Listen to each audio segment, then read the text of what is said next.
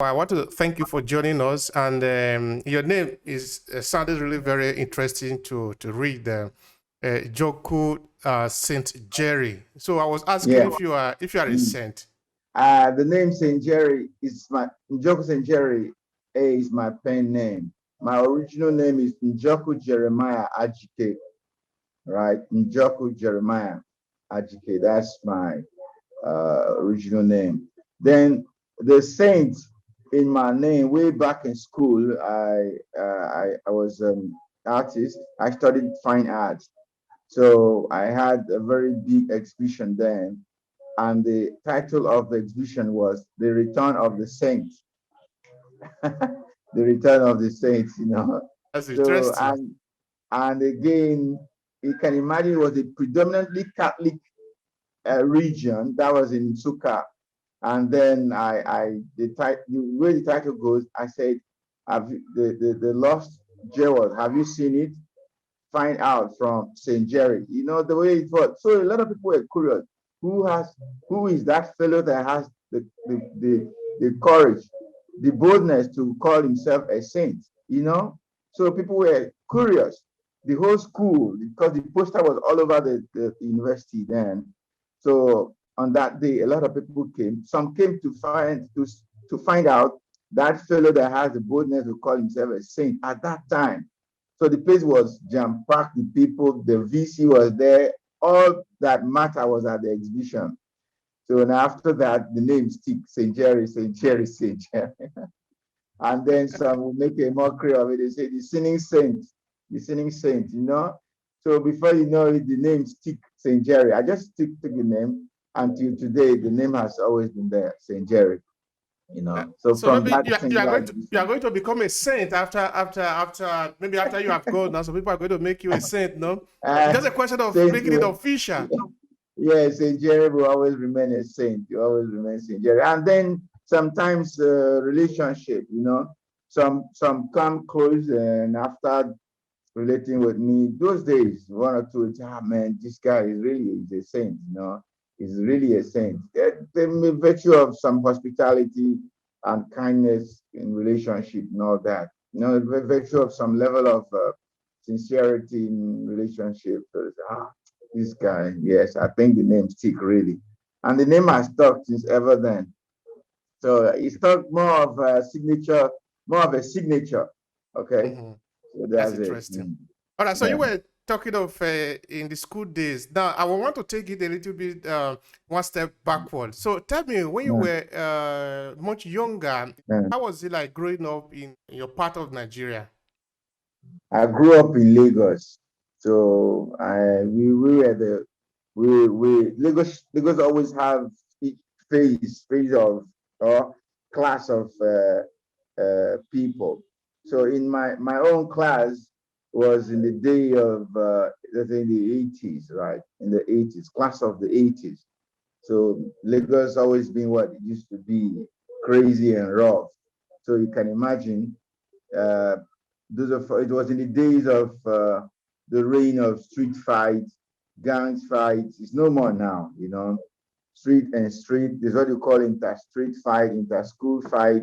This school and that school will meet at somewhere they call Orita, and then they will clash it out there. So I grew up in that kind of environment of Lagos. And then, of course, it will rub off on you too.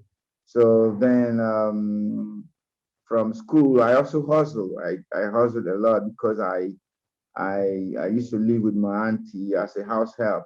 So hustling, I mean, by hustling, I mean like you just do whatever you can do to earn a living. Okay, so I used to trade.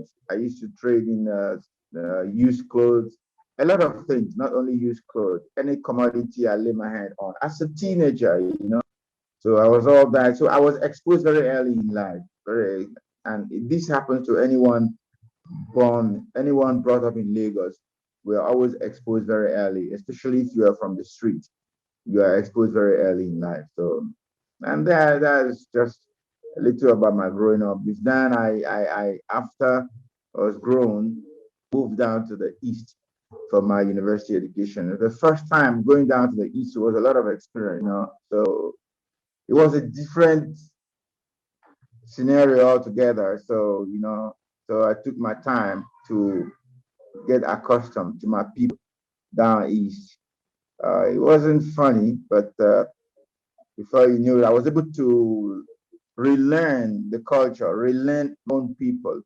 And before you know it, everything blended. And today is all well. It's all well. I'm balanced at both ends now. That's So the really same thing happened interesting. to most So, people in my era, yeah. so when you moved from Lagos to the east, what were the cultural shocks that you have? Mm. Because you say you needed to relearn some of the Yeah, cultural values. So tell us about that.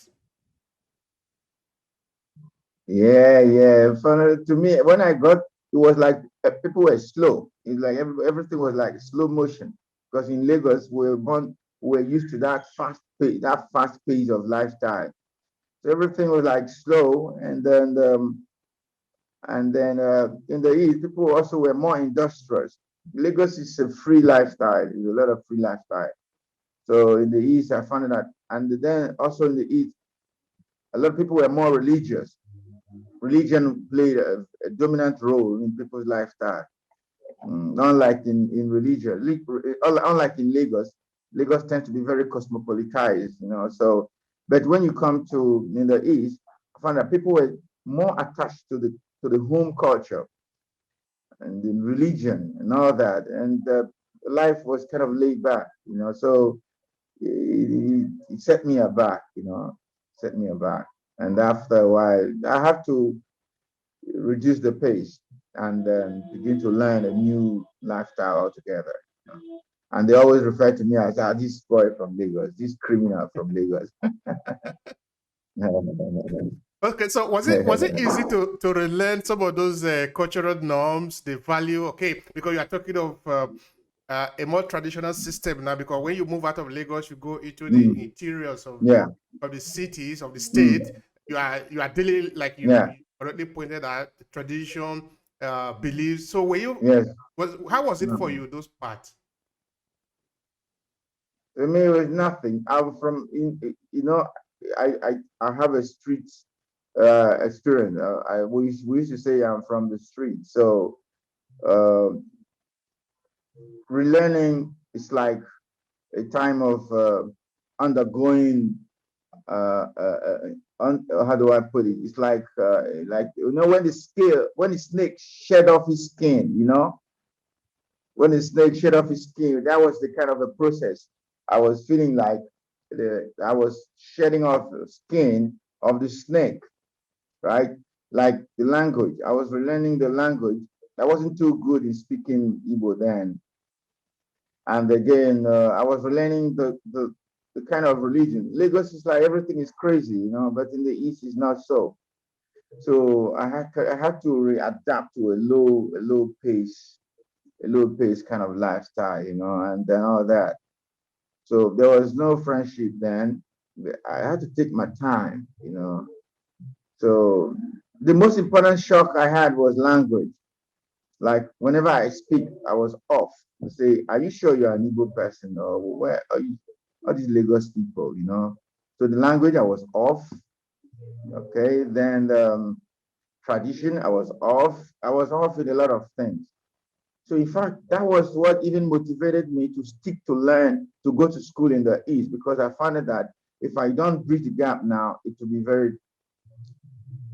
be devastating. My upbringing, as a young Igbo boy, as a then.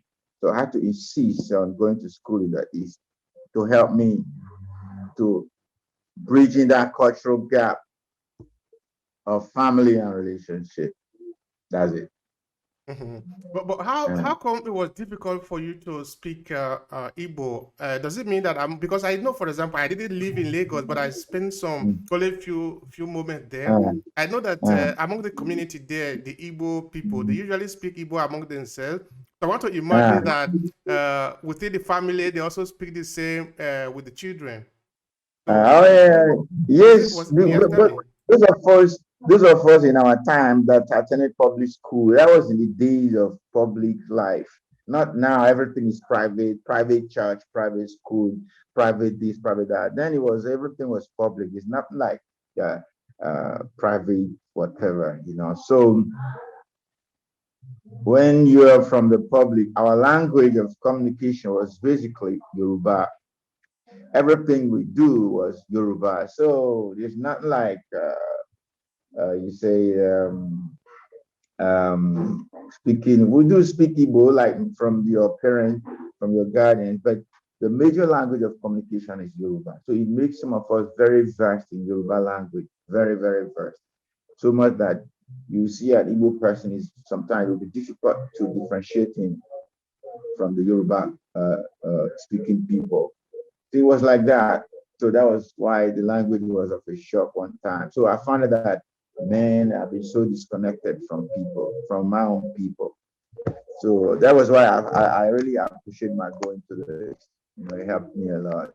And Yeah. now I'm also thinking the same thing for my children. They have to take their time go to this. It's going to help them a lot. Yeah, Yeah. yeah, yeah, right. The connection is something that Mm. whether you start now, you start later, at the point in life, you're going to understand that you need to make the connection because that is a human Yeah, journey. yeah. Mm. But now you are deeply Yes, we rooted did among in your tradition and also the way of life of the Igbo people of your very, people, right? very, very well. Very now we call it age of awareness. I'm in my age of awareness, environment, people, and culture. So those days, you want to identify yourself with a different culture. And our culture was Yoruba culture. You don't know, you don't belong there. You don't. You are an Igbo. You belong to the Igbo culture. That was the wrong understanding we had way back. Yeah, because for you to for you to belong to the system, environmental system, or the cultural system of place of residence, yeah, you have to assume originality of everything they have to do with the people. So that was why we did all that. Like I have my younger ones, many of them are in the East now. In those days, you can never believe they are Igbos because they were so accustomed to the environmental system, the gangsterism of Lagos lifestyle, the madness of Lagos language, the rascality.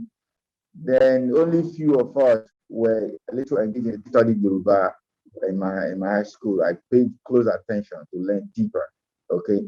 But later in life, I found that yes, as good as it were, you don't belong there. So when you get to the age of awareness, when we get there, we have to do everything we can to get accustomed as quickly as possible to our own people. So that made me, I was frequenting village from school. Every holiday, I go to the village to make sure that I learn as fast as possible those things that I have missed in my earlier age, as a teenager in the high school. So the same thing applied to a lot of us, not only me. People in my age category now that had that experience in Lagos, all of them today, they are in the age of awareness. So they're trying to transfer that to their children also to make sure that they are not disconnected. Because if you're disconnected as you grow, you'll find out that you are completely cut off. The people where you have thought you belong, you find out that you don't belong there. You don't. You belong to place of your nativity. That is where you're originally from in Nigeria. That's it. Thank you. Very interesting. I also like the way you refer to it as the age of awareness. All right. So if you, my Yeah, curiosity yeah, now is yeah. that you were living within Nigeria and you have this cultural shock. You have this revival, as it were. No, Yeah, it become very important for you. What would you say to yeah. the Nigerians in the diaspora? Because that is Uh, an argument we are moving into just now. Those that were born in Europe and have lived all their life ah, here, or maybe in America or in other parts. So what would what was your reaction to that in terms of this age of awareness? uh, let me just tell you, Nigerian in diaspora is different ball game. I'm also a member of the diaspora, and good enough for me, I was a diaspora leader, so I happen to have seen a lot. I happen to have come across a lot, and I see a lot of disconnectivity from the diaspora to the homestead. Let me just say this, I live in Asia, China precisely. I have to tour other Asian countries, you know, and I frequent home almost every year. For over 10 years, I was going home every year. Sometimes even when ticket fees as high as the heaven, I managed to buy. I wasn't buying the ticket because I had all the money. There was this news, this there was this news which I'm going to tell you. If you miss it, you miss it. If you miss home, you miss it. Once you're disconnected, you're disconnected. It's not about the money now, it's about you as an individual. So one of our auntie, she approached me and said, wow, I really like your lifestyle. I said, oh, on what ground? He said, the way you come home is not the way other people. So we have acquaintances, friends, family members who left the country for the past 20 years, 15 years, 18 years, 17. They've never for once returned home. Either they've made the money or they've not made the money or they have papers or not or whatsoever. I don't know. And a lot of folks used to think I have a lot of money. I said, no, it's not the money. What I am doing is trying to get myself rooted with my people and not be disconnected because of the fantasy of overseas environment. Everything is beautiful. There's electricity. There's everywhere. Like in China, you can walk like in a whole city in some of Chinese big cities without stepping on the sand. Everywhere is pretty. Everywhere is so beautiful. So I say this is fantasy. If you live on this, when you are grown, you will find out that you are completely off. I mean, as an individual, you have no home, you have no people. That if you're staying in France and you speak French, or you live in America and you Americanize yourself, one day the Americans or the French will tell you, my friend, you don't belong here. You belong to your people. And when you come, if you are fortunate to come to your people and you find that every person distances himself or herself from you, you will die before your time. See that? Only few understand this. And let me give you a clear picture. While in the East, my father used to harbor a lot of people. I'm from a polygamous home. So I witnessed two major returnees. One of them is a prof from France, a university in France. I don't know what problem he had with the wife. The wife kicked him away, and then he found himself back to Nigeria. This is a man who left the country in the 70s. So when he came back to Nigeria, there's nothing. The white woman has taken back everything from him. Man, the only thing that showed that he came from overseas was the hair and the skin, looking fresh and all that. But he has nothing. No cultural relation, no family, nothing. No identity. Yes, you are a prof, accept that. It's easy for him to get a teaching job then in the school, but as at then, the Nigerian educational system is all a different ball game. The school didn't accept him as his professorship, so he had to defend it. To cut the story short, they gave him a junior, they take him in as a junior lecturer for him to really get, you know. So what I'm saying, you see, the kind of recycle, is it a recycle, or what do I call it? The lifestyle, The journey actually. the journey of a cycle that you have to come back to. Do you know my father and the sisters and other family, they had to come together, get him a small room where students used to stay. They put him in the room. His clothes, the clothes he left in the 70s. They brought out some box. In the 70s, people used to wear what they call baggy bongo trousers. So as they had to put on those blazers, those jackets, those old jackets. They had to look for him a young wife. They had to start their life all anew. Okay, that is from France. I have another one from America. He is a professor from an American university. Okay. Well, along the line, one way or other, something happened. He found himself in Nigeria. No home, nothing. Some of the young people used to send little money, like $50, $100. Some of them are already established. The house he started way back and they abandoned it, not finished, nothing. A professor back to the village because there was no house anywhere. Yeah, he started a house, but it was uncompleted. So he had to manage himself because the wife, who also is a Nigerian, Nigerian women, I'm sorry to say, some of them choose a different lifestyle when they get overseas. Okay. So unfortunately, he was unlucky to have this kind of women. And then when an incident happened, it took everything away from him and he found himself in Nigeria. My brother, he was so disconnected. You will see a prof from a prof of nuclear physics from an American university lying at what is what we call town hall, where the elders gather to play draft. You see him there, hang with the elders. Sometimes he will drink and sleep up. Now listen, if someone is from the diaspora and is listening to me, you don't want this kind of lifestyle. It's not about the money you've made. It's about you identifying with your people. Okay. Sometimes I arrive in Nigeria with only as little as $500, sometimes $300. But I have a family, I have a home. Okay. Just that presence, that family, that connectivity, it helped me a lot.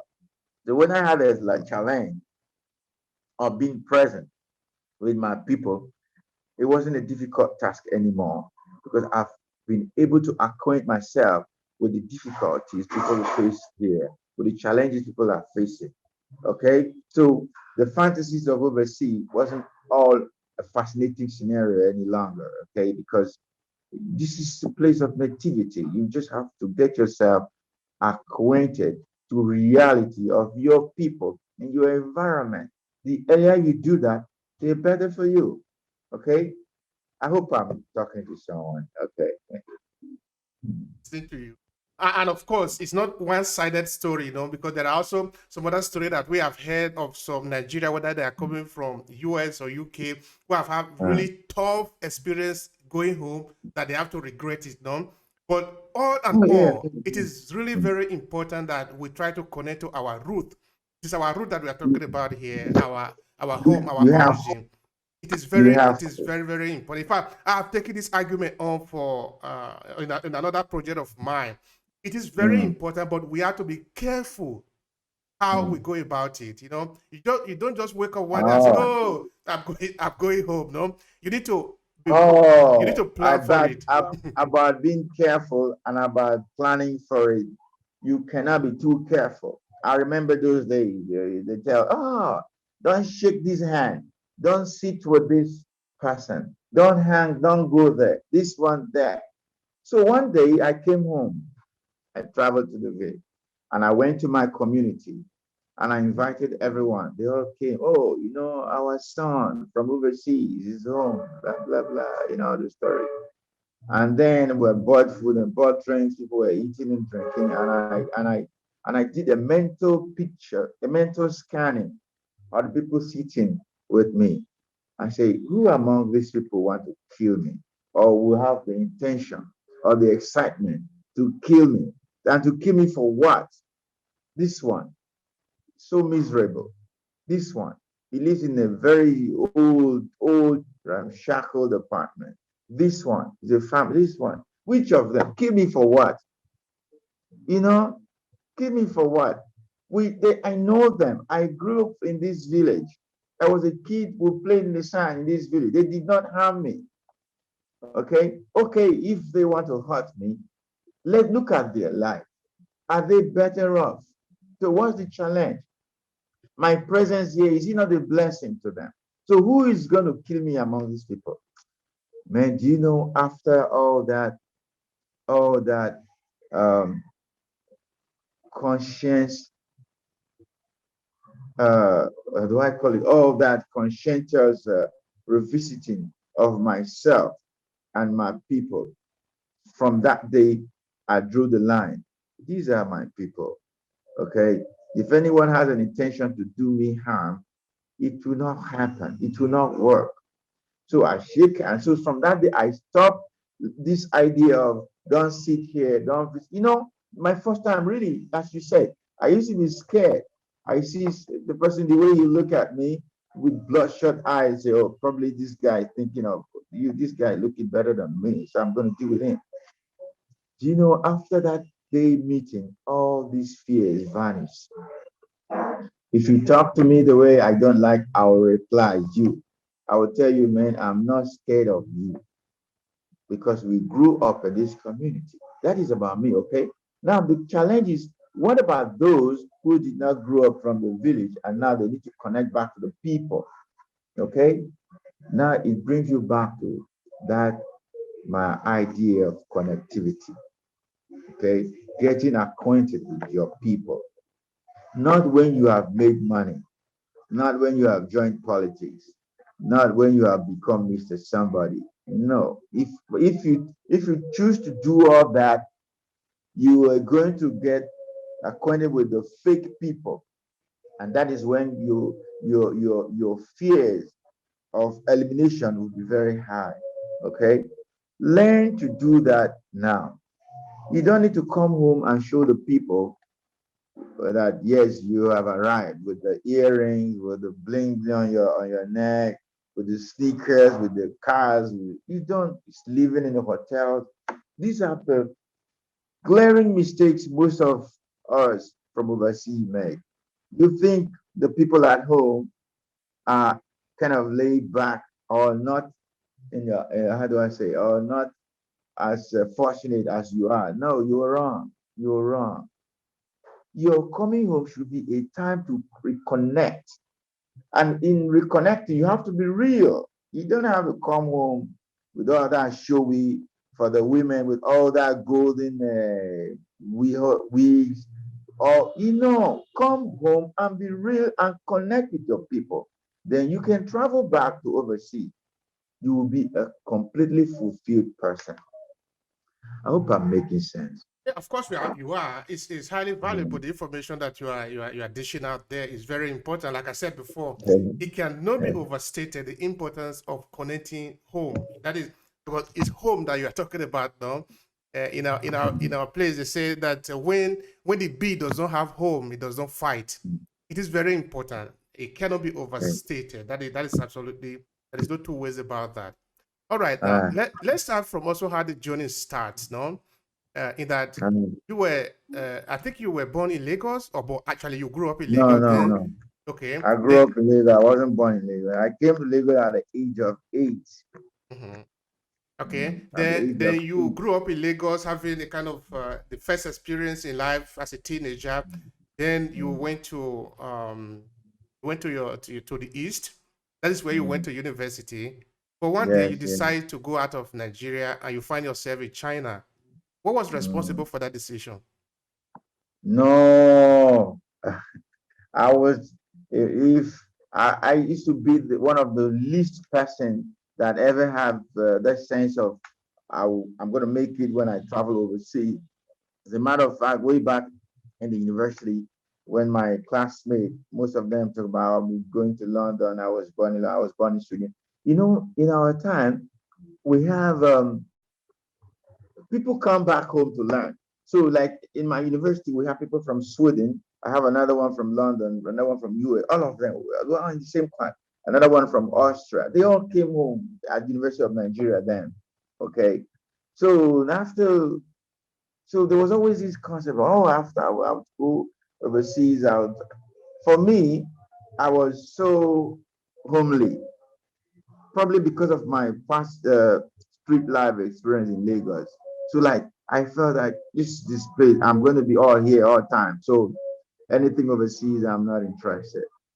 And mind you, my auntie that I lived with in Lagos used to shuttle London in those days. And I used to help out a lot. So going to the airport, hanging around all these guys from the UK. But it never fascinated me, okay? So when I left school to Lagos after my NYSC, that concept still stick until I looked for a job. I couldn't find one. 6 months, no job. 6 months, no job. Then I got one. I worked for another couple of 6 months, no salary. Man, fears. I began to say, man, this is like my concept is wrong. Like I'm wrong at the end. Like this place is a killer. Man, is this how I'm going to end it? And then I started working as a cartoonist, from cartoonist to a graphic artist, from graphic artist to webmaster to editorial, that. So I was always a man, this is not me. This is not my expectation. I was thinking of something bigger than this. Look at how I'm going in circles. So that was when now the thought of overseas came to me for the first time. By then, a lot of these, my friends, a lot of them had left. A lot of them had left. Then it was relatively cheap. So then where will I go? I have friends in the US, but I have never had that interest to travel overseas. Never. I always loved it back home. So, but look at the reality facing me, scoring out with me, salary, no salary. When it comes, it's so chicken, and all that. So, man, now we were the first phase of webmasters in the city of Lagos. The internet revolution came in 99 when the GSM, this mobile phone, came out. So we were among the first set, the early 2000, the first media company to go online. Was they call it Post Express in those days, before Disney and all that. So we were among the first set of webmasters. So I was trying to figure out one or two things. I found is China. China was also in the speed of opening up and trying to connect back to the mainstream society. So there are ties for teachers in China. So I said, okay, this one, there will be job, there will be house, there will be everything. So that was how I applied. So I was working then with the newspaper company, and I applied online. And lo and behold, they gave me the job. They faxed the employment letter to me. So it was an all expense paid trip, ticket, house, job, and everything. So I traveled. I arrived as a VIP. So all those going to overseas to hustle, it did not happen. It did not occur to me. You understand? So that was the only reason why I moved. I moved because there was a house, there was a job. I mean, things were okay. So I got to China, a different experience altogether.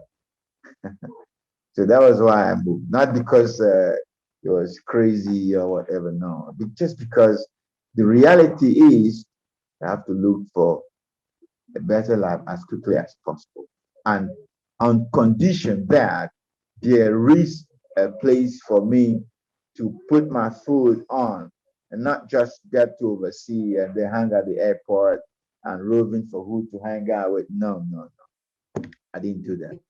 I I wish didn't this do was the experience of many Nigerians abroad, but unfortunately, that is not the that. situation.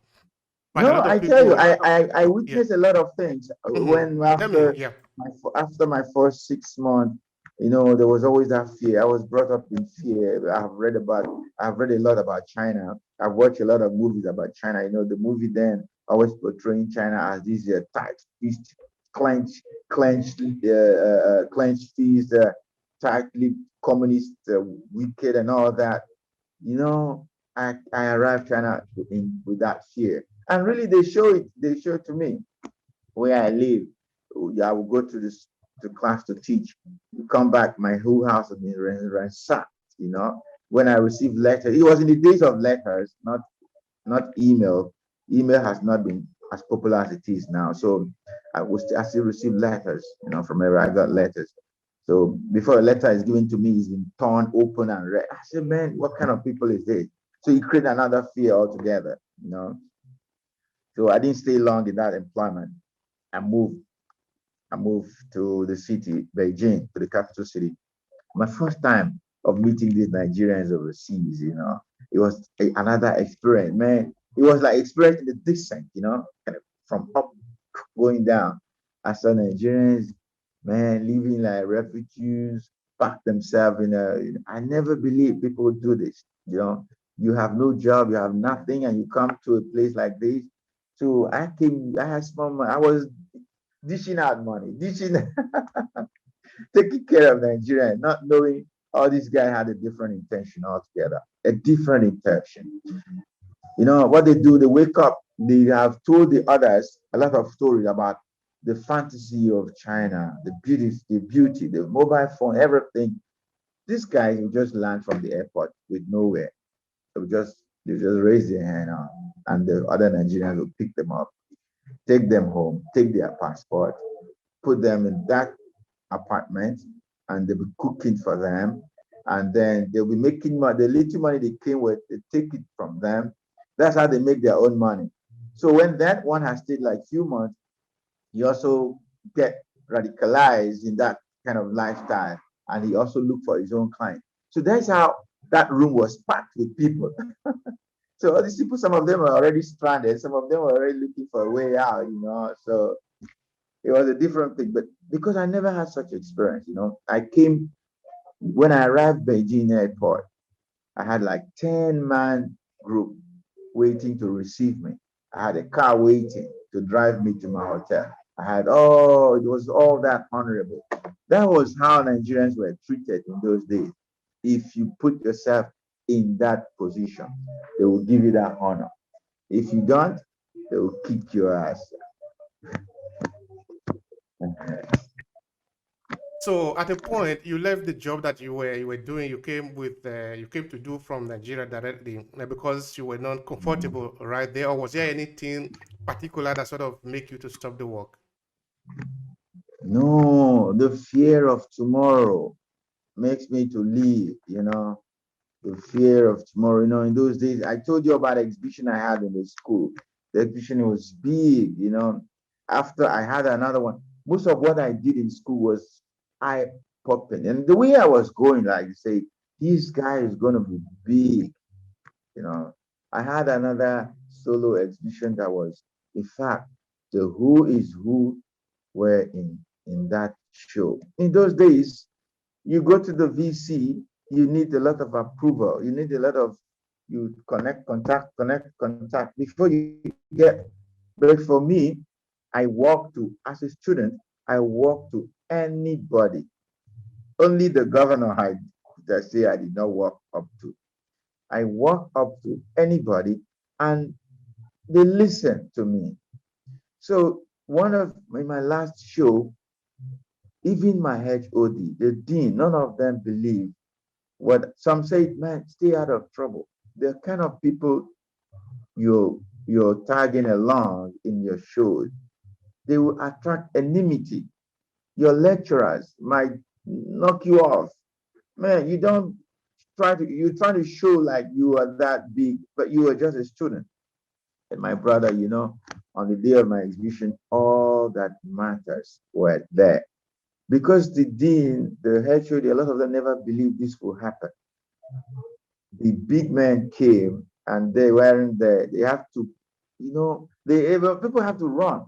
To cut the long story short, it's like the picture I saw myself in way back in school, the future I was envisaging for myself, and the position I find myself after school was conflicting. So I said, no, no, no. This is far from it. This is far from it. Look at me here, buried in a small room, in a graphic section, with salaries like a cycle. I can't even, the salary as a young man, I wasn't the drinking type. I wasn't the womanizing types yet. I just transport myself, and this salary can do nothing for me. Yeah, I'm living with my elder sister in Lagos. And man, a fear came in, a fear of reality, fear of tomorrow.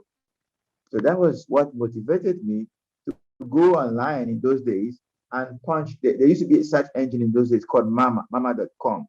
That wasn't the day of Google. Google hasn't come those days. So I just go to mama.com and search for these China teaching jobs. Then just roll down that way. and I picked any school of my choice. It was Anya, it was a university. And then they responded and offered me employment with, as a then, with a good pay, a good pay. And then paid your flight ticket and all that, give you a house, receive you at the airport. Even when you don't have the money, they will, once you can, So I got my job while in Lagos. I got employment was faxed to me, and I signed fax back to them. It was in the days of fax, so fax and a little bit of email. All right, fine. So, So so you left Nigeria with this opportunity, with this very good. promise, and you actually got there. You got the job. Then you started to Oh work. yeah, So, why did yeah, you yeah. leave the? Did anything particularly happen to you there, or was it because you were beginning to have fear of what because of the letter that were coming to you? I didn't get No, that no, part. no, no, no, no, no, no.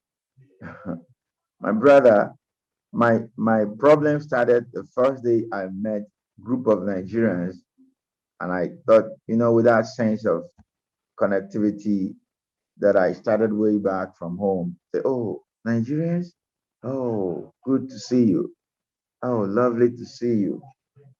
Blah blah blah blah blah. Oh, fellow Nigerians, fellow Africans, blah blah blah. That was my greatest undoing. That was the beginning of another journey altogether. So before you know it, like I left my school contract was a 12-month contract. I didn't end it. I left in the 6th month with my baggage because I felt I told them a little story of what experience I was having. They said, man, forget those people. No, China, you have to be blah blah blah. We've been here before you, blah blah blah. Get out, get out. So I moved and I came to Beijing and met them, man. And I spent the little money I had on me because I saw them living like mad, living like refugees, living like people from war-torn countries. It was crazy. I can't imagine. How do you come overseas? You have no money, you have no You just, how man do you do that? So I was giving them money. So I said, okay, which of you need a job now? Because I'm a little version of the system. So I help them, the system. If you have a degree, if you're good in language, can help you. So help some of them got a job. So when I see this is a crazy lifestyle, I have to reconnect myself to another because I was already in the system. I had my papers. I have to look for another school. I went there at a teachers college this time, and I got the employment. And I started working there. One thing leads to the other. One thing leads to the other. Nigeria now begin to troop into China in their thousands because then it was relatively easy. Nigeria in the early 2000s, Nigeria now begin to troop into China, man, with committing all unimaginable kinds of crimes. My school walked up to me one day. This is a school that they so much love girls. Apart from the school, your regular teaching, the school gets you extra jobs. And I say, man, there's a big problem. They say, what's the problem? They went to the map of the world on the wall and say, this place, that was Nigeria map. See, this place, bullshit. No, no, no. See, our government, this place, no, no. So I'm sorry. At the end of your contract, you have to go. Man, that was how it started. So they could not renew the papers. They could not renew the visa and all that. We pleaded and pleaded. It was by then Nigeria was robbing the people, stealing, going to factories, they take samples. Chinese were so trusting. They would give them container load of goods for them to go to Africa. Nigerians will go and disappear, robbing, raping the women. Oh no, it was a sad story. So this my Chinese friend said, man, I'm sorry. The government has taken a decision. You all have to leave.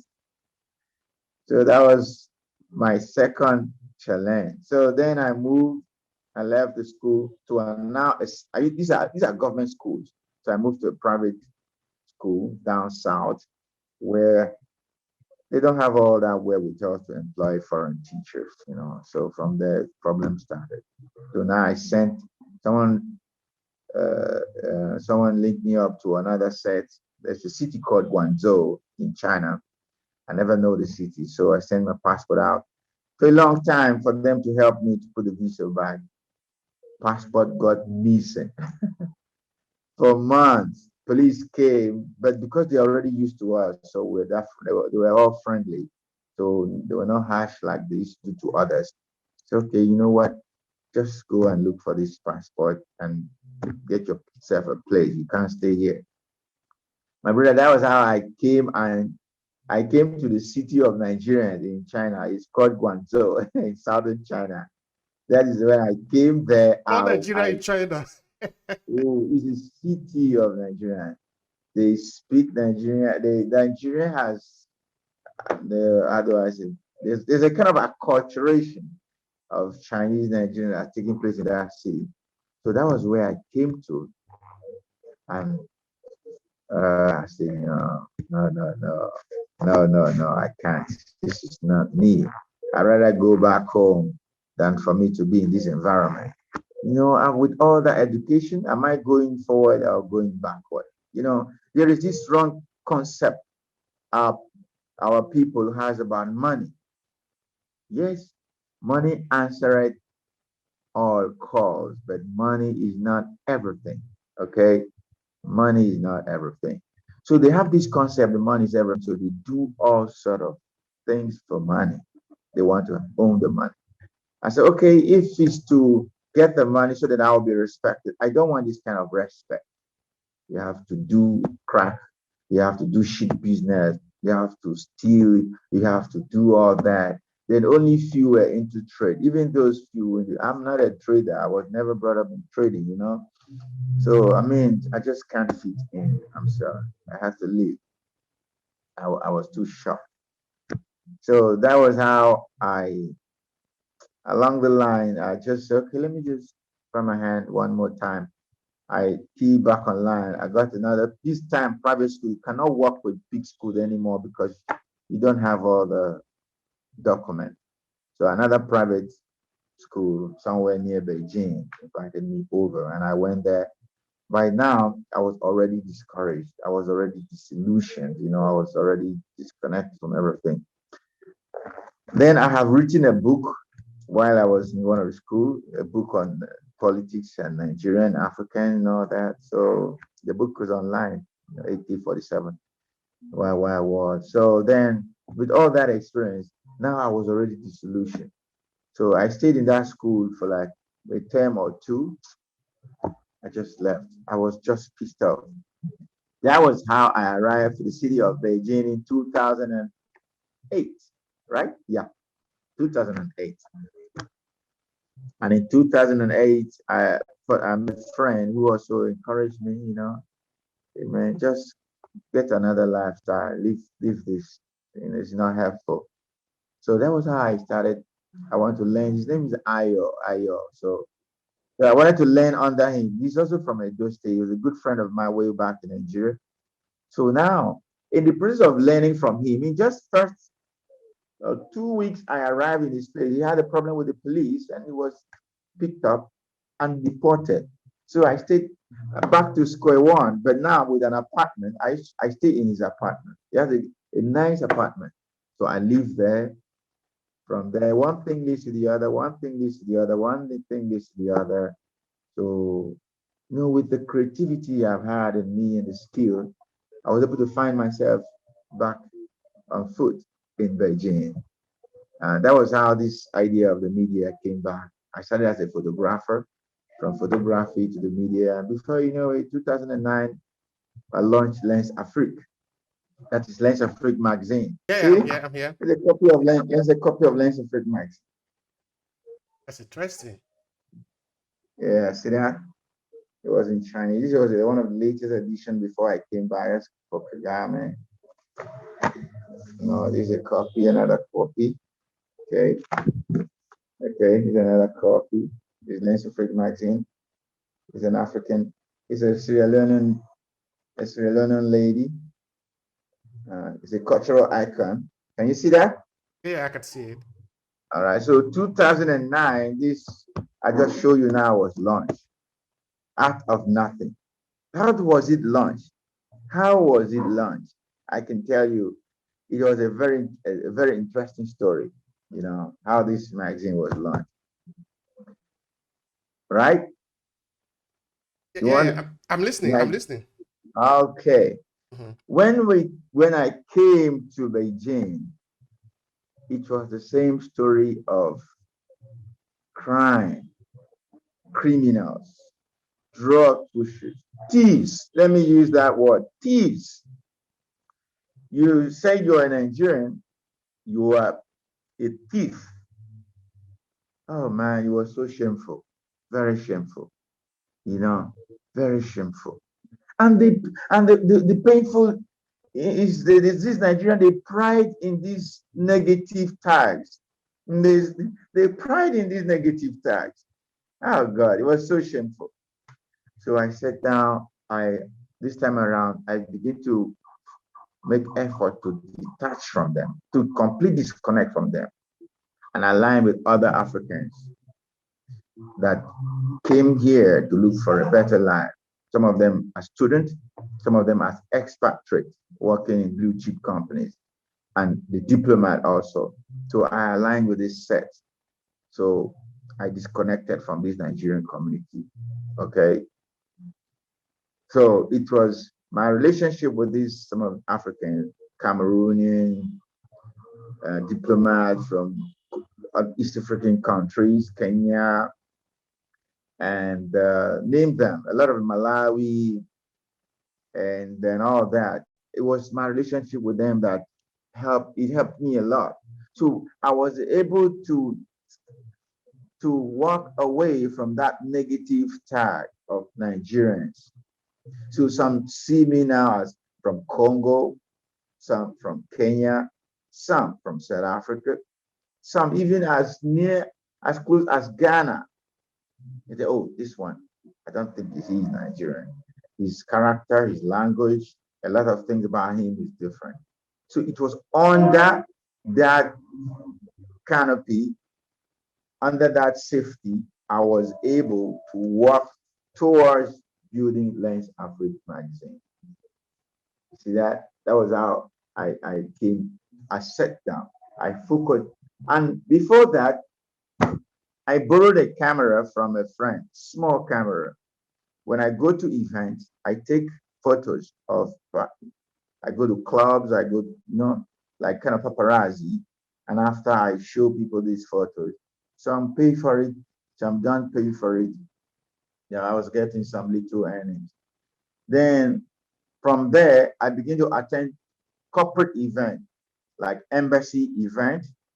I join photographers with my little camera. I take the ambassadors, those diplomats. Sometimes I go and frame this photo. I look out for them. I give some of them are very excited.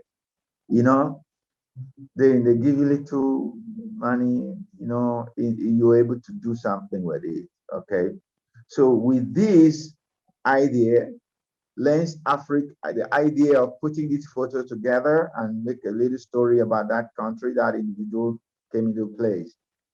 Now I need money to make Lens Africa happen in print. So there was another known African from Sierra Leone named Toure. A Cameroonian took me to him. A Cameroonian or someone, another country took me to him, introduced me. He said, yeah, we've been seeing this guy in a couple of places. I never know he's a Nigerian. Oh, he's a blah, blah. Cut the long story short, Toure put the bill for the first print of 20, 20 pages. 20 pages. It used to be, I couldn't get it for you. I would have shown you. You see the first print, 20 pages smaller than this. Okay. That was how this magazine started. In less than a year or so, Chinese saw it. They what? Who is doing this? They say one African, blah blah. Where is from? Kenya? They say he's from Kenya. So I was under that umbrella. Chinese came in. Chinese put money down. My brother within 6 months, we were all over Beijing. My status changed. you know, People were looking from afar before then I haven't gone to Nigeria yet. People still see him as another African person. So I was able to help myself to stand, To cut the long story short, before I left Beijing, this magazine became so big. Airlines, we were in the airlines were paying. We had contracts from Ethiopia Airlines, Angola Airlines, Zimbabwe Airlines, Hainan Airlines, Maersk Line, the shipping conglomerate Maersk Line. They gave us, and so many, and so many. Okay. So then I sustained. This magazine lasted for 10 good years, brother. 10 good years it lasted. We celebrated our 10 years anniversary some time ago, and we hosted events. Before you know it, I became a name. Lens Freak became a name. I myself became a name. Now, when I tell people I didn't make a lot of money in China, money like as in, Nigerians will say, yeah, you don't hammer. That guy don't hammer. No, no, no. We don't hammer nothing. But what happened was we were able to build a name. I was able to build a career that has lasted today and is still helping me. I'm in Nigeria I've been in Nigeria now since 2019. Every penny I spend in Nigeria comes from China till tomorrow. I don't have nobody here giving me any business. Till tomorrow, people still call me right here. I am in Nigeria and make little token offers. I used to pay bills, and so many things. If not because of the virus, event corporations, ministries, embassy, they still link up one or two assignments that I still do, even though I have not been on ground. So to cut a long story, this is how Lens Africa was born. Thank Okay. you very much, And in the brother. process, I Yeah, wrote yeah. a lot of books. I wrote in the process, I also had I have time to write, do one or two books. This one, this book, the one that you saw online was written in one of those my days of experience when I was passing through some hard time. I took my time from the challenging experience I had. I see the people. So I was able to put this through, So my brother, that's it. That's it. That is Lens Africa and Njoku Saint Jerry. So much happened, man. So much happened. That is really Okay, interesting. Yeah, yeah. I'm listening. Yeah. I didn't tell you one. I didn't tell you one. Please go. So, what was Lens Africa doing? This Lens Africa, what was he doing? That shocker I had from Nigerian that had made the Chinese to characterize every Black person, every African person as a thief, wretched, and their government corrupt, and everything about them in the negative. So when I came on board, mind you, I said I started with a camera, okay? In that camera session, I was making little documentary of every event of Africans, individuals, groups, countries, at that, okay, camera session. So when this Lens Africa came on board, I have to make it a platform to tell a different story. Say, Chinese people, those images you see about us, they are all wrong. We are not thieves. We are not miserable, wretched people. We are not as poor. We are not drug addicts, shit dealers, crack. We are not all that. We are not. Do you know, my brother, PLA, the Chinese, the military triangle, they contact me. When there is any issue that has to do with China and the world, they send me articles, special articles that we publish. The Ministry of, a lot of ministries, the Ministry of Culture and all that information, they contact. I attended private meetings. They want to talk to this African that is doing it. They say, do you mean these Africans are here? I said, of course. They say, but where did all these girls, all these front cover model, where did they come from? Are they, did you bring them from Africa? I said, no. Every person in this magazine, they are here in China. They are here in China. I said, but why didn't we see them? How come we never see them? I said, yes, because nobody ever look out for them. People only look out for these criminals. So little by little, I began to come out as a Nigerian. I said, that guy is a Nigerian. I said, no, he's not a Nigerian. He's from Congo. So I'm saying he's from Ghana. So now I began to come to Nigeria, visiting Nigeria embassy, little by little, little by little. I came to Nigeria embassy when I was already established. So Nigeria opened the door very big. We can talk, we can relate. I begin to talk about Nigeria, talk about other Africans, tell the Chinese, this is who we are. We are not those boys in the street stealing and robbing you. Those guys, they are different individuals. And they begin to buy this story from us. Yes, there are two types of Africans. They are the intellectuals. They are the business. They are these offscorings of the society whom have chosen to be a dirt. Okay, they begin to see all the. Then in that process, I launched an exhibition. Remember that photograph I told you? I now did a documentary exhibition, a very big one, of Africans, how they started in China, how they started, some of them started playing music. I was a drummer. In those days in the club, I joined another musical group. So I used to play the djembe drum, and I was earning some money from that. You know, I earned money through so many things, my brother, in just not to be in that shit tag of Nigerians. So I look out for a lot of things to do, and I did them. From there, so when I used to play drums in the clubs, all that, I put them together, and I did a very big exhibition that brought Africans, Nigerian, Chinese. In fact, the Chinese paid for the hall for the whole week. So the exhibition was big. From that exhibition, I shoot up to AU level, African Union. African Union have been adopted, you know, so many things. Just like my brother, it was beautiful. It was beautiful. Thank you very much for Before that. that, Africa, Yeah. I Okay, now. won.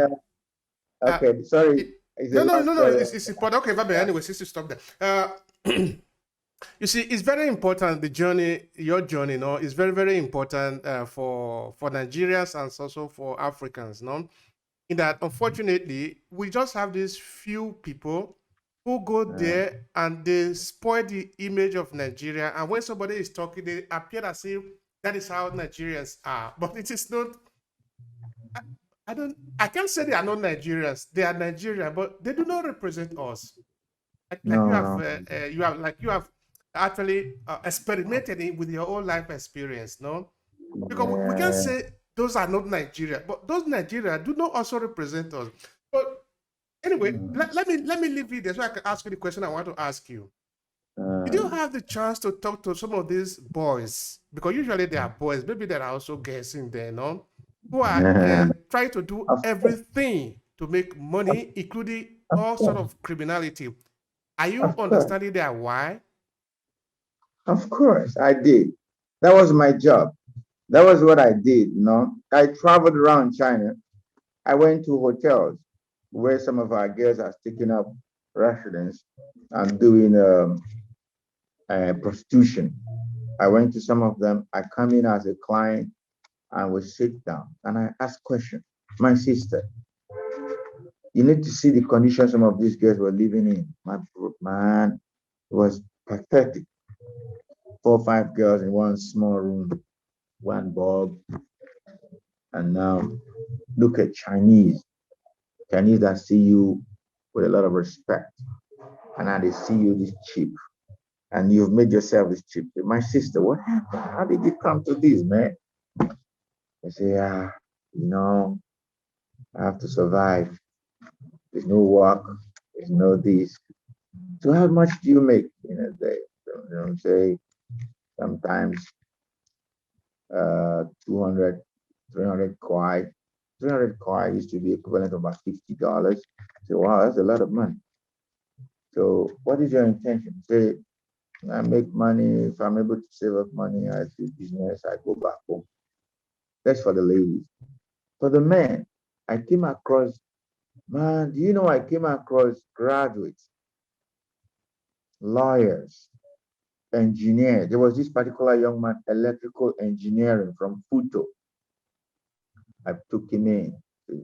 Man, you are not fit for this street, man. You are not. Look at you. I can't find him now anymore. I think what I did first thing was to help him back. I created a document for him, did a lot of things, help him to get a teaching job there, just for him to get out of that circle.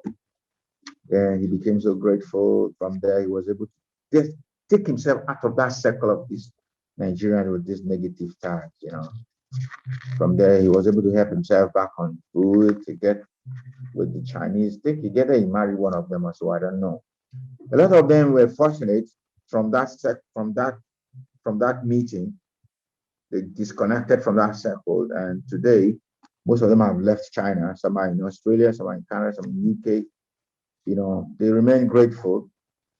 Then, because I wasn't only looking at for those who have achieved something remarkable for themselves, I was also looking at for those who are really who has really considered this nuisance to us. Some were willing to talk, some were not willing to talk. And like I tell you, there was this concept of hammer. You don't hit. I don't hammer. Even the Nigerian, even when they opened churches, because it got to a point where nothing was forthcoming, some of them turned religious. They begin to open a church. Some of them turned religious and begin to open a church. The churches, they were not opening because they love God. They opened the church because those of them in the street will bring the money as tithe and offering, and the other one was also helping himself. I interviewed all these people, man, all of them. And you can't believe. I interviewed the pastors, the one that assumed the role of clergy from nowhere. I interviewed all of them, and I found that they all have one common focus: money. To make money, to hit, to hammer, to hit money. In fact, one of them, I asked him, brother, how can you do all these and on Sunday you still go and preach? And you see, man, how can you? But then he was telling me of a story of a hit from one white guy. They took $25,000. They took another one. They took another one. They took another. I said, brother, why you go to? I know on Sunday you still go preach. He said, my brother, my friend, sit down there. Sit down there. Akoko. When you reach home, if they ask you, what have you brought from home? You will say, you are a good boy, that you were trying Mr. Innocent, Mr. Righteous. Stay there. Don't go and do some help yourself. Stay there. I just bought another house in Owerri. I just bought another one in Enugu. I just bought another land. That was, I found out that all of them had the same focus, the same language. I say, look at the kind of name we all have here. Look at the kind of, even when you go back home, I frequent home. I haven't seen any of you that hammer, that hit, that had became so useful to himself and his community with the money. The highest you do, you bought car. Some will take another one. Some will take chieftaincy title. You say, my friend, I beg, leave that to your summer. Leave that to your summer. Please, if you know one to remain there and I'll be begging for money. So you see, this was just the concept. So if you're going to use your platform to help Nigerians, it is to tell them that money is not everything. Money only answers to everything, but money is not everything. If money is everything, Nigerians should be very wealthy with all the money they make from right, left, and center. The money they make from drug, the money they make from oil, the money they make from everywhere. Look at, you hear billions and billions and billions. If you come home, my brother, if you come home, if you see the level of poverty and misery, you'll be so scared. It's real. So I come home. I'm looking for these guys from China, from Malaysia, that hit so much money that when we go to club, when someone is dancing, they come on board and they are spraying $100, $100. They're spraying $100. I come home, I go to look for them. That was my job in China. Some of them, the stomach has gone down. I say, oh boy, what's happened now? All that money where you hammer. Say, my guy, forget. Don't worry, we'll get another one. We'll get another one. Forget, that's small time. Someone hit $1 million, $500,000 consecutively. He took from people. You look for him here. He's nowhere. Even some of them, after they bought those property and everything, in a quick succession, he begin to resell them again. So if you have anything for Nigerians to tell them, is to tell them this is wrong. You have nothing, because you're living in a false negative cycle life. It will take you nowhere than a vicious cycle of misery and poverty. That's why Nigeria is like this. Crime is everywhere, corruption is everywhere, right? Stealing is everywhere. But when it has now been when it has now been otherwise, it has become a cultural cycle that the people accept. Look at the one I'm talking to you. This is a pastor. They run a church. Then they run a church in southern China. There, I don't want to mention it. They run a church, all of them, and they were after running the church, preaching, taking the offering cycle, and they go back and rob people. The other one, another one in Beijing, I used to hang with them. They will pray and pray and pray. You need to see them praying heavily. What are they praying for? They go back to these Chinese to look for them, to steal, to rob them. And I sit in the midst of all these people. Say, man, what kind of a mindset is this? Why are they doing that? Money. They focus on money, and they always become poor in the end.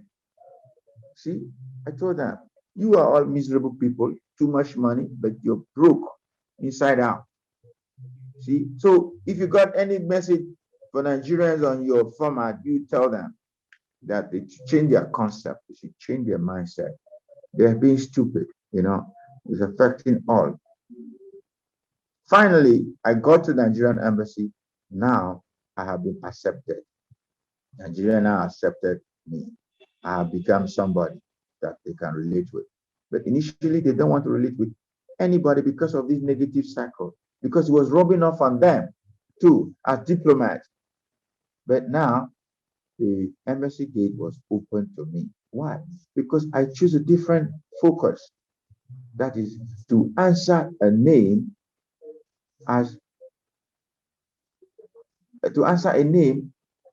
disconnected from that negativity, that tags of corruption, criminals, thieves, crack dealers, and all that. I refuse that.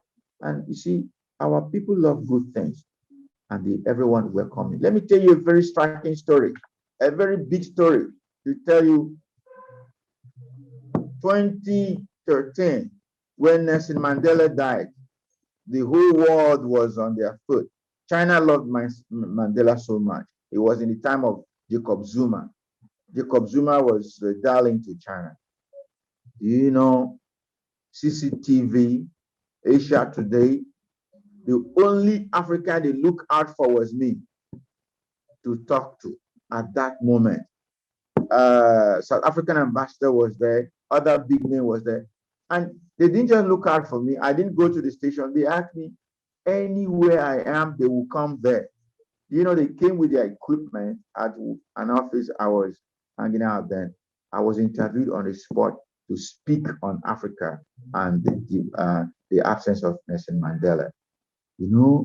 Right from Nigeria, people were calling me because I didn't know what happened.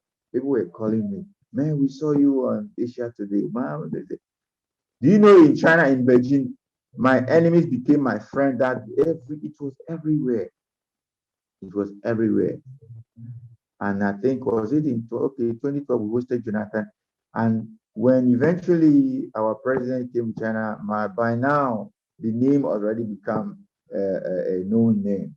When our president, this current president, came to China in 2015, of all the arrangement made, I have to be called out Njoku Saint Jerry to come and open the session before the president started his address, in Beijing. So it was some honor, honor will make us proud and will open doors for us, not this pursuit of money, my brother.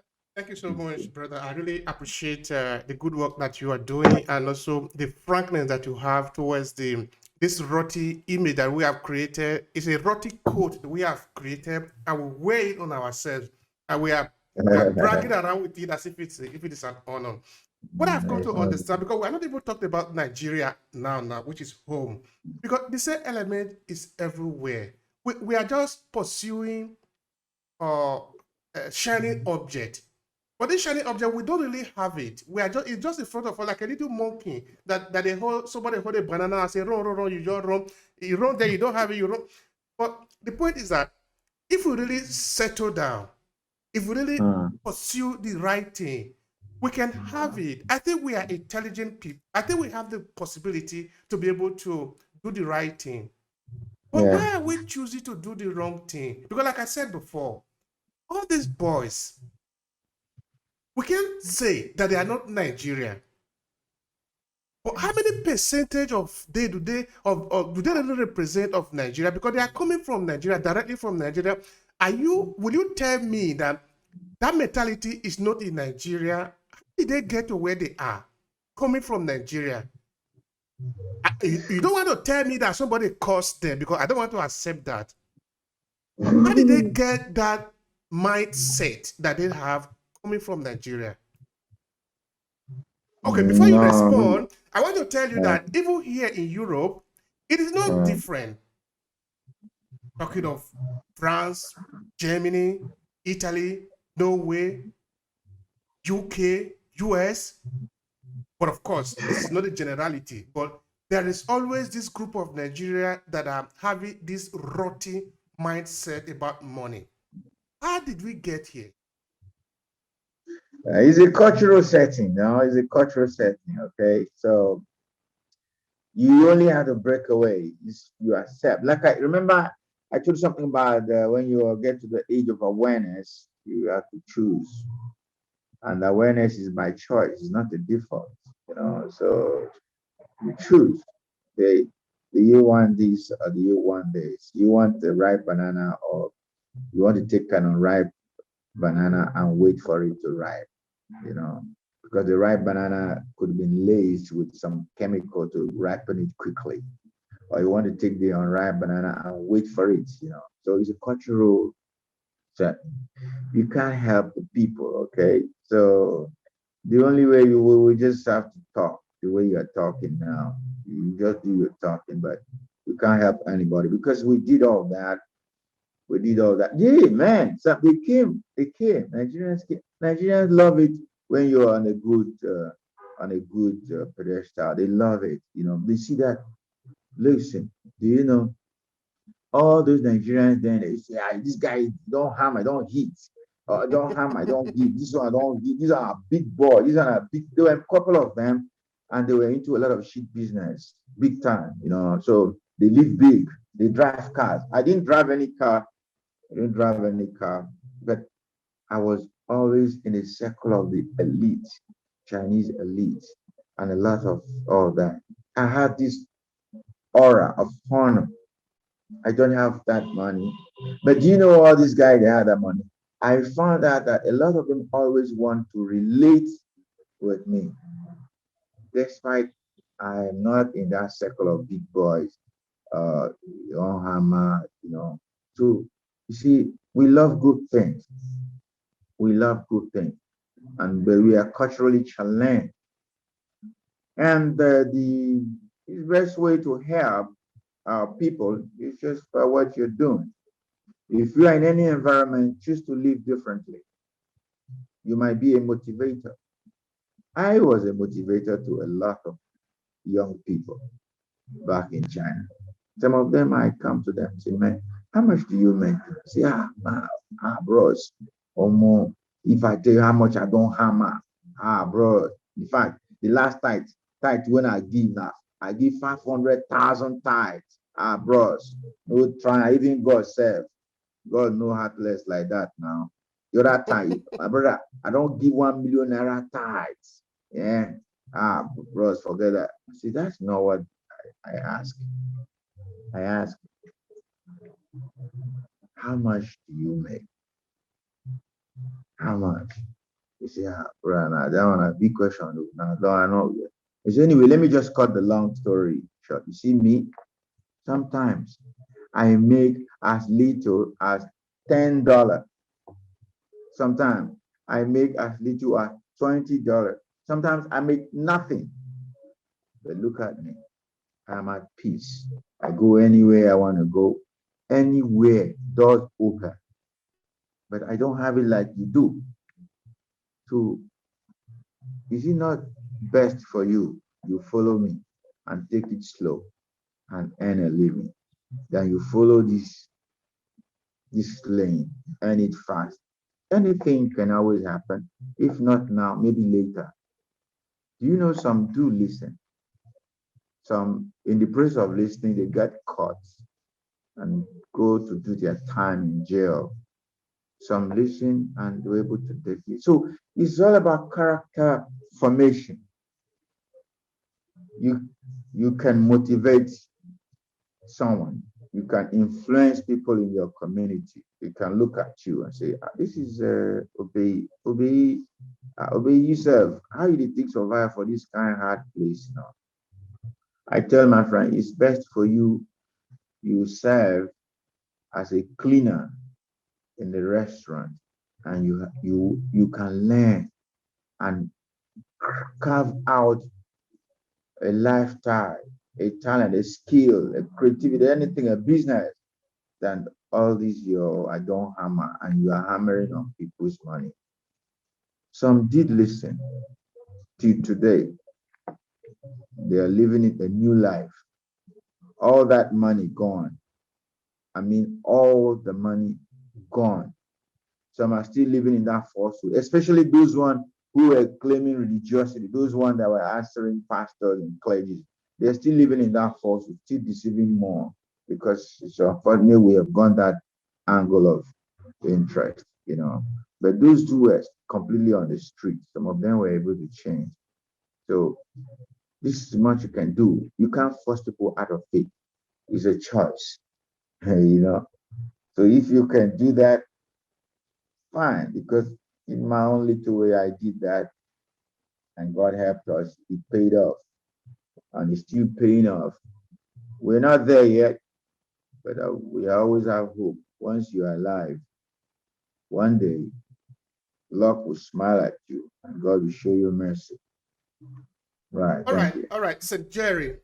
Now I have a question for you. This is just only a probability, no? I'm trying to see what could have been the possibility. Say, like you, who came to China with this possibility to work. Uh, Every Nigeria, even okay now, you didn't tell me now that the Chinese people are chasing them away. It's just uh, that they are evolved in a different, they choose a different kind of lifestyle that is even hurting them. What after they have gotten to China, they have decided uh, to study, to learn about the Chinese way of life so that they can get job, so that they can live regular lifestyle. right. What do you think would have happened to this Nigeria community? Thousands of them in number, you said, that are living in China. What if they haven't chosen criminality, if they have chosen the right way of living? What would that have mean? Chinese always tell me that they love your people, they love them, they welcome them, they will hope you can make a living. Uh, they hope you can make a living So that here. you are closing the camera. I'm not seeing you again. Oh, really? Sorry, I'm sorry. Let me put it back on. Coming. Is it okay now? No, you are still closing it with one side. Look at the screen. Okay, hold on. I was on the text. Oh shit. Okay, this is the last one. Okay. This is the last Okay. question. Aha. You can see me now, right? Yeah. See, I tell you, the Chinese tell me then in those days when we were in a meeting, they say, listen, man, we love you people. We don't hate you. China don't hate you. We have nothing against you. We want to help you. We understand you have a problem at home. That's why a lot of you are here. We understand all these young people on the street. They were driven away from home due to harsh economic realities. But why can't you take advantage of this environment and help yourself? Do you talk to your people this way? I say, yeah, we do. You say, man, tell them Chinese, and to show you the reality of that statement, in our days in China, even if you're illegal, 10 years, Chinese will not disturb you. You're illegal as long as you keep to the rule. I mean, you keep to yourself, to your circle of pursuit in a legal manner. They will not disturb. They became furious and antagonistic when we decided to abuse that hospitality. Say, no, no, no. This is not what we made this. This is not what we have built China for. We build this place for peace, security, and welfare of all. Not for you, the crime that we have put a stop, or the character, the attitude that we have been able to curtail. You come here to uh, you come back, you come here to increase on it. No, this is not acceptable. So then there was the conflict arose. Okay. I used to tell the Nigerians, see, Chinese are willing to accept you, but with this character, now it's gone beyond any level of acceptance. No Chinese don't accept. Even now, they deal harshly with the diplomat, they deal harshly with anyone because of these underlying factors of negativity. We have given them too much evidence to never believe and accept us for anything. So they only come and smile with the authority and take what they want to take from you. It's up to you to change your behavior, adopt a new lifestyle, and help your community, or remain in your shit behaviors and crime. It's up to you. They don't care about you anymore. The time of that affection, time of that concern is over. Now they deal harshly. Oh man, they deal harshly with Nigerians. As a matter of fact, at this moment, there's a deadline on all Nigerians. If you are not legal enough, like you have at least minimum for 1 year residence, and depends on the kind of residence you have. There's a deadline. End of this November, you all must leave. If you don't leave, they pick you up, they put you in jail for close to 3 years, and you go by yourself in the end. And that'll be very devastating for anyone. See, that's how harsh it has become. This is bad. It's not good. So we caused this. Nobody hates Nigerian. Even in your Italy there, even in France, people loved us. When we came to China, they said, you Nigerian? Oh, they're very excited. Until for whatsoever reason, whether by political, religious, community, or whatsoever reason, we choose to answer this big man. They don't hammer, they don't hit, big boy. We choose to answer those negative name tags that takes us to nowhere but shame. People started dealing with that Nigeria. So I hope we help ourselves really. So I hope we Thank you very emphasize. much, sir. All right, now to conclude it, because we're taking a lot of time here, because it's very important, no, the conversation. You can see that we didn't even touch the book because I want to dedicate a special time for the book alone. I will tell you something about my book. Yeah, Okay. See this book? The title is Wonderful World, Beautiful People, right? You see that? Is yeah, it reaching that? yeah, Sorry. Wonderful world. Sorry. Wonderful world, beautiful people. Can you see that? yeah, I can see it. Very good. This book was put together based on the experience I was having traveling across China. All that so-called discrimination, people don't want you because you're African, you're Nigerian, you're black, all that treatment, you know, all that intolerance, what it leads to. Okay. Now, how do we help ourselves to bridge this gap of rebellion? In this to bridge this gap of intolerance that has created a rebellion among us all. Sometimes these words will tell you, these white people, they have done this shit with us in the past. So it's our time to do back what they have done. But the white folk have a different understanding to what you're saying. The Chinese, the Chinese don't see themselves as white. They see themselves as yellow people. All right. And look at the environment we've all found ourselves in. In China, you see the white, the yellow, the blue, the black, all people of all kinds. We are in the same plane. Chinese see everybody as a foreigner. Okay.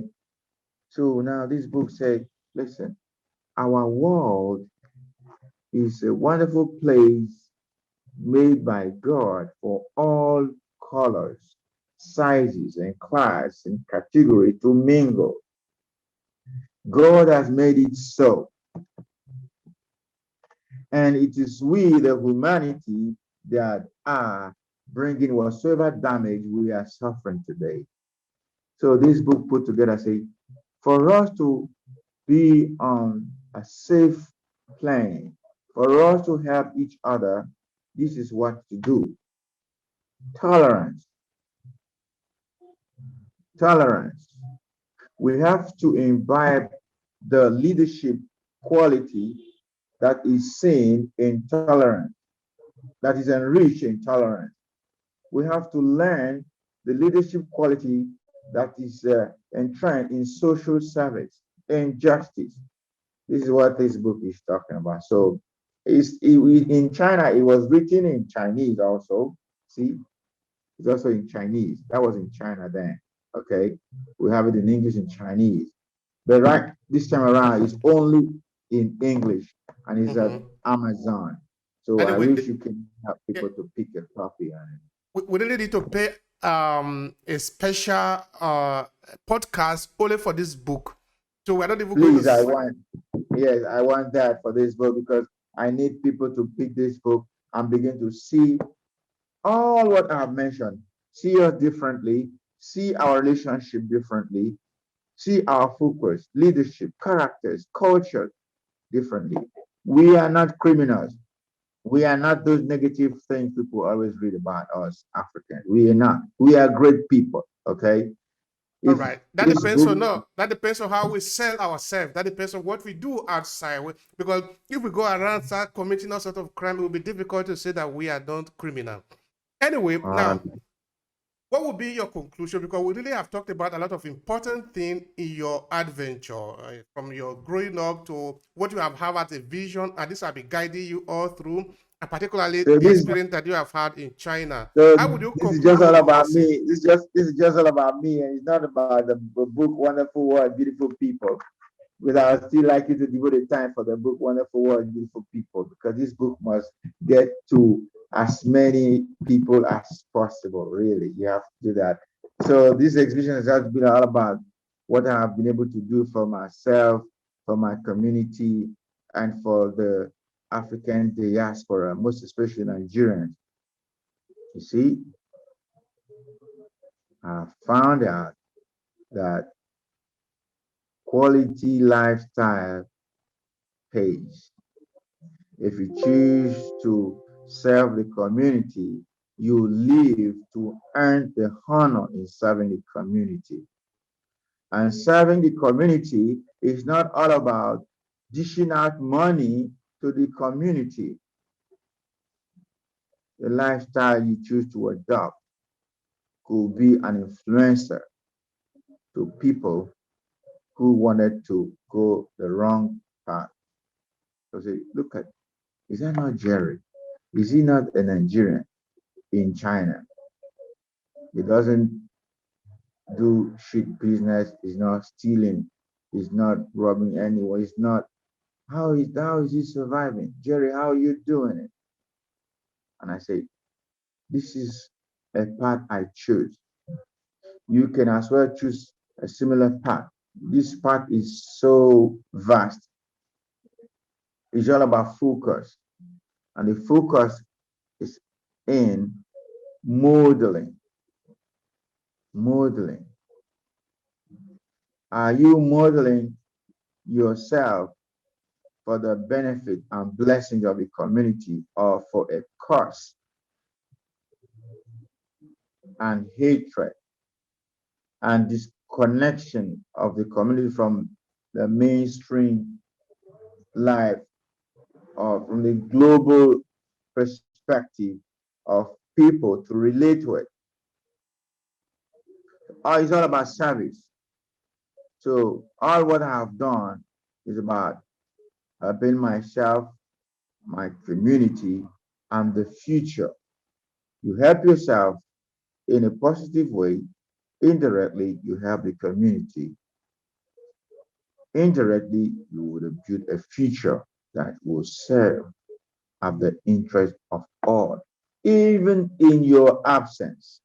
And today, everything I have done is paying off. As a matter of fact, there's another young man, while I'm not in China, there's another magazine called Bridge Afrique. He's doing what we left. And he's continuing from where we stopped. And we are still working together. They do call me to give an advice because they see me as the pace setter of this trend of telling the community the quality inherent in us and the good name that we have maintained before it was disorganized, before it began to get painted with all kinds of colors that are not acceptable. Thank you. Thank you very much, sir. Yep, it's an honor to talk to you.